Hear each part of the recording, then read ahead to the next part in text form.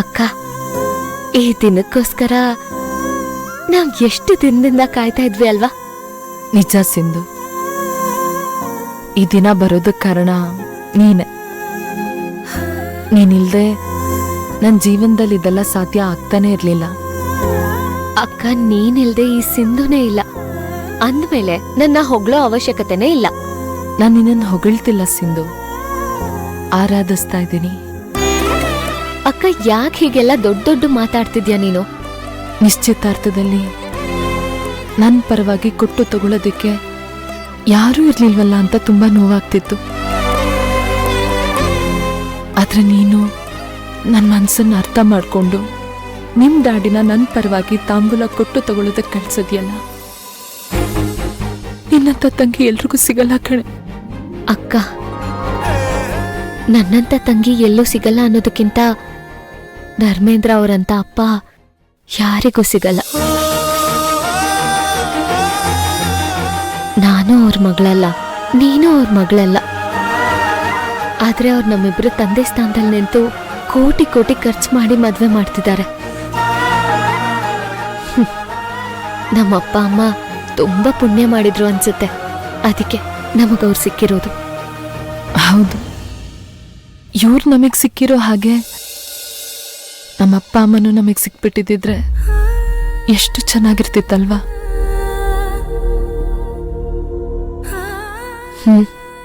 ಚೆನ್ನಾಗಿರ್ತಿತ್ತು ಅಕ್ಕ.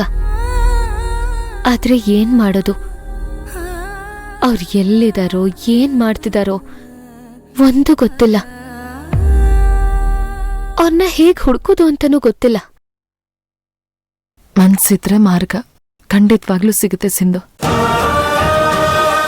ಈ ಮದ್ವೆ ಸಮಯದಲ್ಲಿ ಅಪ್ಪ ಅಮ್ಮ ಸಿಕ್ಕಿದಿದ್ರೆ ಚೆನ್ನಾಗಿರ್ತಿತ್ತು. ನಮ್ ದುರಾದೃಷ್ಟ ಅನ್ಸುತ್ತೆ, ಅವ್ರು ನಮಗಿನ್ನೂ ಸಿಕ್ಕಿಲ್ಲ. ಆದ್ರೆ ಕೊನೆ ಪಕ್ಷ ಮದ್ವೆ ಆದ್ಮೇಲಾದ್ರೂ ಎಲ್ಲಾ ಕಡೆ ಹುಡ್ಕೋಣ. ಅವ್ರು ಸಿಗೋವರೆಗೂ ಬಿಡೋದ್ ಬೇಡ. ಹೌದಕ್ಕ, ನಿನ್ ಮದ್ವೆ ಆಗ್ತಿದ್ ಹಾಗೆ ಹುಡ್ಕೋಣ. ಇದೇನೇ ಇದು, ನಿನ್ ಮದ್ವೆ ಅಂತಿದ್ಯಾ? ಇದ್ ನಿನ್ಗೂ ಮದ್ವೆ ತಾನೆ? ಅಂದ್ರೆ ನಮ್ ಮದ್ವೆ ಅಂತ ಹೇಳೋದಕ್ ಹೋಗಿ ನಿನ್ ಮದ್ವೆ ಅಂದ್ಬಿಟ್ಟೆ.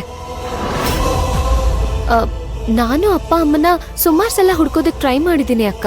ಅವತ್ತು ಪೇಪರಲ್ಲಿ ಆಡ್ ಬಂದಿತ್ತು ನೋಡು. ಆ ಪೇಪರಲ್ಲಿ ಆಡ್ ಇದ್ದಿದ್ ನೋಡಿ ನಾನು ಅಡ್ರೆಸ್ ಹುಡ್ಕೊಂಡು ಹೋಗಿದ್ದೆ. ಇನ್ನೇನು ಅಪ್ಪ ಅಮ್ಮ ಸಿಕ್ಕಿ ಬಿಟ್ರು ಅನ್ನೋ ಖುಷಿಲ್ ಹೋದೆ. ಆದ್ರೆ ರಾಂಗ್ ನಂಬರ್ ಅಂತ ಹೇಳ್ಬಿಟ್ರು. ನನಗ್ ತುಂಬಾ ಅಂದ್ರೆ ತುಂಬಾ ಬೇಜಾರಾಯ್ತು. ಆದ್ರೂ ಇದ್ರಲ್ಲೇ ಗೊತ್ತಾಗುತ್ತೆ ನೋಡು, ಅವ್ರಿನ್ನೂ ಬದುಕಿದ್ದಾರೆ ಅಂತ ಹೇಳೋದಕ್ಕೆ. ಹೌದಕ್ಕ, ಅವ್ರಲ್ದೆ ನಿನ್ ಫೋಟೋನ ಇನ್ಯಾರ್ ಪೇಪರಲ್ಲಿ ಹಾಕ್ಸೋದಕ್ಕಾಗತ್ತೆ ಹೇಳು? ಅಂದ್ರೆ ಅವ್ರು ಎಲ್ಲೋ ಒಂದ್ ಕಡೆ ನಮ್ಮನ್ನ ಹುಡುಕ್ತಿದ್ದಾರೆ ಅಂತ ಆಯ್ತು. ಆದ್ರೂ ನಂಬರ್ ತಪ್ಪಾಗಿದೆ ಅಂತ ಅವ್ರಿಗೆ ಗೊತ್ತಾಗೇ ಇಲ್ವಾ? ಗೊತ್ತಾಗಿದ್ದಿದ್ರೆ ಅವ್ರು ಮತ್ತಿನ್ನೊಂದ್ಸರಿ ಆಡ್ ಕೊಡ್ಬೇಕಿತ್ತು ಅಲ್ವಾ? ಅದೇ ನನಗೂ ಅರ್ಥ ಆಗ್ತಾ ಇಲ್ಲ ಕಣೆ. ಅದು ಅಲ್ದೆ ಅವರು ನಿನ್ನೊಬ್ಳು ಫೋಟೋ ಮಾತ್ರ ಹಾಕ್ಸಿದ್ದಾರೆ, ನನ್ ಫೋಟೋ ಹಾಕ್ಸಿಲ್ಲ. ಯಾಕಿರ್ಬೋದು? ಅವ್ರ ಹತ್ರ ನಿನ್ ಫೋಟೋ ಇರ್ಲಿಲ್ಲ ಅನ್ಸುತ್ತೆ.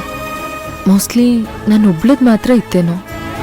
ನಾನ್ ಸಿಕ್ಕಿದ್ರೆ ನೀನು ಸಿಕ್ತ್ಯಾ ಅನ್ನೋ ಆಸೆಯಿಂದ ಪೇಪರ್ನಲ್ಲಿ ಹಾಕ್ಸಿರ್ಬೋದು. ಇರ್ಬೋದು ಸಿಂಧು.